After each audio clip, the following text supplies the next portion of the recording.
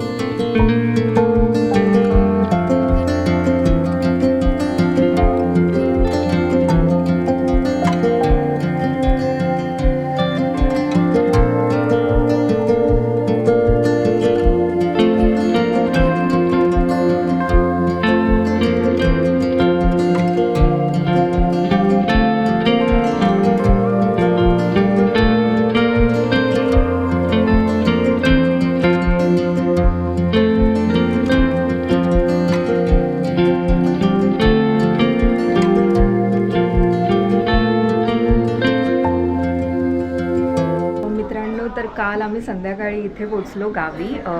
आम्हाला काहीतरी 6:30 वाजलेले येईपर्यंत, आणि त्याच्यानंतर आज आहे गणेश जयंती। सो आत्ता आम्ही जाणार आहोत मंदिरात, कारण आता 12:35चा जन्म आहे। सो त्याच्यासाठी मंदिरात जाणार, आणि सकाळी 9 वाजल्यापासून ग्रंथवाचन चालू होतं, तर आतासुद्धा असेल तर मी ते तुम्हाला दाखवेनच। सो आता जाऊया आपण मंदिरात। मित्रांनो, हे आमचं गणपतीचं मंदिर आहे। गणेश जयंतीच्या दिवशी ब्रह्ममुहूर्तापासून या कार्यक्रमाची सुरुवात होते। तर सर्वप्रथम ब्रह्ममुहूर्ताला अभिषेक केला जातो, आणि त्यानंतर सकाळी 9 वाजल्यापासून ग्रंथ वाचन आणि 12:35 आपल्या बाप्पाचा जन्म साजरा केला जातो। मुनीचे सुशब्द ऐकता काणी माधव चित्ती आनंदोणी,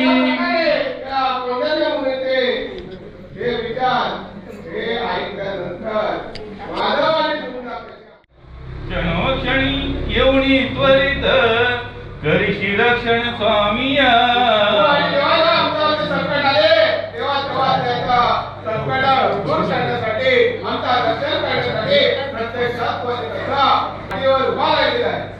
पदी तुझ्या ठेविता भाव रंकाचाही करशील गाव।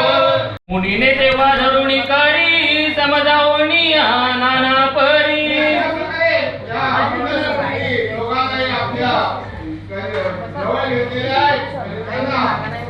निजाश्रम गेला सत्वरी बोध करुणी उभयांची।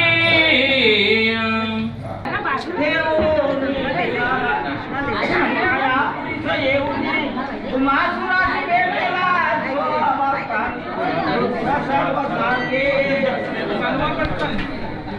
आणि मानवाने त्याचे विचार मान्य केलेले आहेत पण त्याच्यावरती त्यांनी एक काळी घातलेली आहे की कदापि आम्ही हा ठिकाण मात्र सोडणार नाही.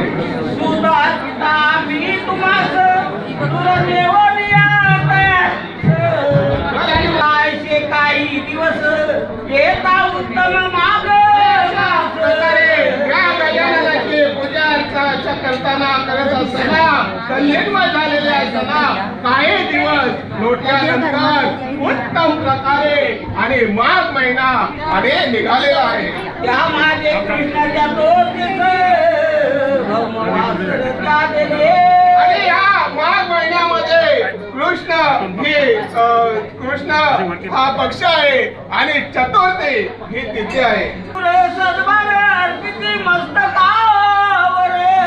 ही ओवी सगळ्यांनी नीट लक्षात घ्या. जेव्हा पहिल्या दिवशी आपल्याकडे गणपती बाप्पा येतो काही लोक तुम्ही ही दुर्वा आणि कशी पायावर वाहता कदापि पायावर वाहू नका तर त्या गजाननाच्या मस्तकावरती व्हायचे. अशा प्रकारे सुंदर आणि माधव आणि कसे तर या गजाननाची पूजा अर्चा करताना दुर्वाची जोडी आणि नेहमी त्या गजाननाच्या या डोक्यावरती मस्तकावरती ठेवली जाते. प्रगट झाला श्री गणपती उभया सन्मुख ते काले पूर्ण